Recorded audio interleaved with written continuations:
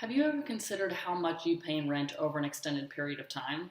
Because it's probably a lot more than you realize. The amount you spend for rent each month could be applied to a mortgage, not only building up equity in your own property, but in most cases, substantially reducing the federal and state income taxes you pay each year. Plus, what even happens to your rent money? It's gone. There's no interest, no equity, and no return. Though I strongly favor homeownership, there's an amount of gray area in that decision. So I won't try to assert which decision is the best decision for everyone. Individual factors are very important to consider, whether it's rent prices, interest rates, market trends, finances, future plans, so on. While buying a home could be extremely advantageous to one person, it could be detrimental to another considering their circumstances. Neither option is inherently better. It comes down to those individual factors. It's more important to learn the market, crunch the numbers, and do what works best for your situation and future goals. In this little episode, I want to try to give you a real life example and dive into those specifics a little bit more so that you can get a better grasp and get a better feel for your situation and make that decision for yourself. So let's dive into just the basic differences between renting and buying and break down the pros and cons. For renting, some of the pros are renters usually have lower upfront costs. It's usually a month or two of rent for a security deposit, maybe a cleaning or a pet fee or anything like that. That short-term commitment with a rental also gives you the flexibility to move and travel if you want. Renters can also pick up the phone and just call the landlord whenever they run into a problem. And then if housing prices fall, usually you don't lose too much. And then some of the bigger cons are you can't change or personalize anything about the home. Rent inflation is very common. You probably notice this a lot in the Phoenix market and other hot markets. And then you can't build equity, give return on your money, or any tax advantages. Then let's go into buying. The pros for buying are you are the landlord, so you have the freedom to make your space your own. You can now build investment equity over time. Homeowners can also take advantage of tax deductions, which can lessen the cost of owning a home. And then home values typically rise. And then going into some cons, buying a home usually comes with more upfront fees, including a down payment, closing costs, and other legal fees. Homeowners also have more recurring costs like property taxes, home insurance, and maintenance costs. All these can add significantly to the expense of owning a home. However, most rentals now add these numbers or a portion of these numbers into the rental price, especially in a hot market, so sometimes this isn't a con. And then lastly, becoming a homeowner means you can't call the landlord anymore. That means you're committed to fixing the leaky roof, the backed up toilet, or the heat pump that just stops working. Some people don't want that responsibility. So a quick rent versus buy comparison can be done using the price to rent ratio.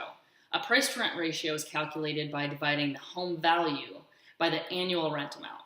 Generally speaking, if the price to rent ratio is less than 20, buying might be the better option. On the other hand, if the ratio is greater than 20, renting might be better. The price to rent ratio is just a rule of thumb, not something to live by. Needless to say, any ratio or comparison is meaningful only if you're comparing similar properties. It makes no sense to compare properties that aren't similar, like a condo or a house. So you have a little bit of the basics that you can compare on your own. I also wanted to give you an example that I found on the market to bring a little bit more of this into perspective. So to provide the best comparison I could, I'm using 2 units from the Hayden Square condominiums in Tempe, Arizona that are right behind Mill. They're both a 1-bed, 1-bath unit, and they're both 660 square feet. The only difference is one is for rent, which is renting for $1,100 a month without utilities, and one is for sale for $167,000.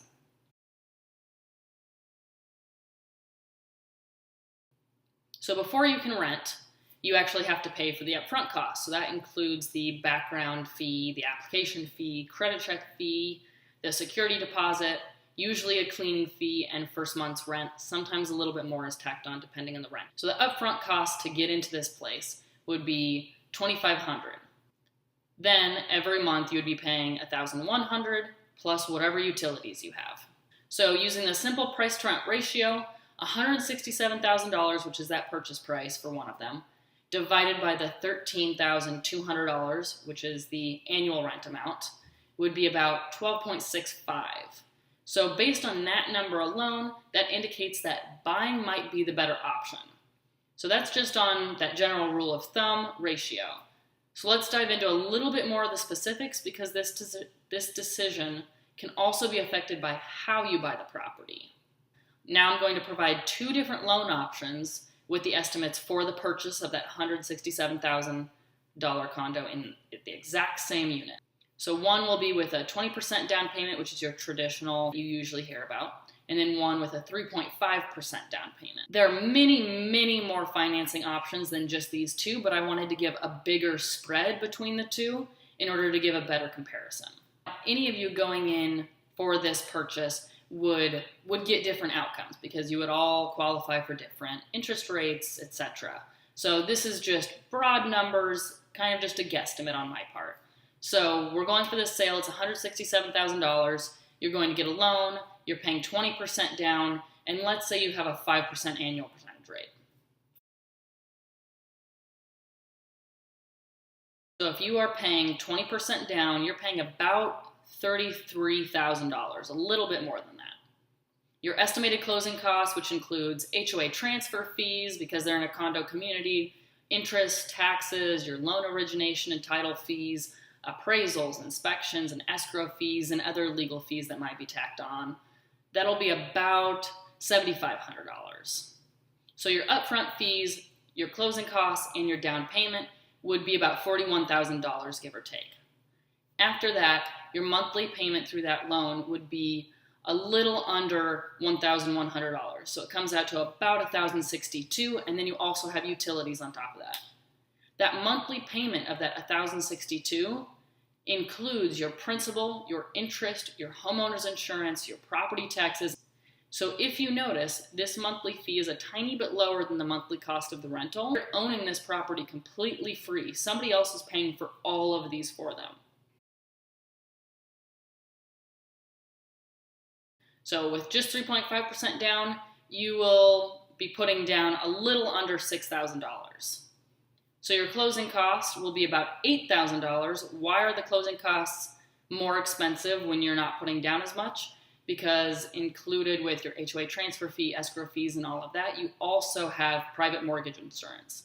Anytime you get a loan that you don't put 20% down, you have to pay the private mortgage insurance. Once you obtain 20% equity in your house, condo, townhome, anything, then this drops off. So that's why the closing costs on this one are a little bit more, but not much. So your upfront fees, closing costs plus down payment, a little under $14,000. So getting in significantly cheaper. So this means your monthly payment will be a little bit more expensive. So it comes to about $1,274, and then you have utilities on top of it. So this payment is more expensive than the rental, but you are getting in significantly cheaper than your 20% down example, and you're getting way more than the rental. So you're building equity, and maybe eventually you have a renter move in and they pay for it, just like that landlord is doing. So you become the landlord, you build equity, and you own it for free. So this was just an example that I pulled from the current market. Obviously, do your own research. This is just one example. It is completely up to the individual to decide what fits their current situation and their future goals better. Perhaps you're a student and you only need a place to call home for 8 months of the year before you return home. Maybe renting's the better option then. Maybe you plan to stay in the area for a while and you don't want to keep paying somebody else's mortgage when you could be paying your own.